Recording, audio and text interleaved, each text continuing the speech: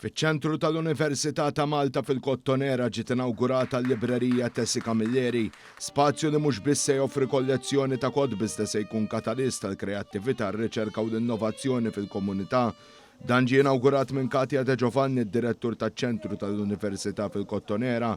De Giovanni spjegat li dan il-proġett jaqbel mal-Viżjoni Malta 2050 fil-waqt li l-pjanu lill-librerija issir parti minn spazju usa l-ħsieb kritiku u l-iżvilupp ta' proġetti xjentifiċi billi tħajjar lill-istudenti, r-riċerkaturi u l-komunità tal-Kottonera jieħdu sehem fil-bini tal-futur ta' Malta.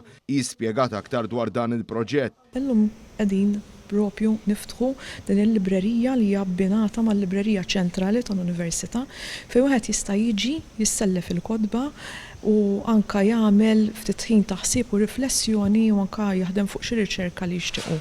Il-qudiem imbagħad nkunu qegħdin noffru aktar servizzi bħal pereżempju l-użu ta' affarijiet teknoloġiċi u anka 3D printing biex dak li jkun jista' jkollu esperjenza ta' riċerka li hija iktar holistika.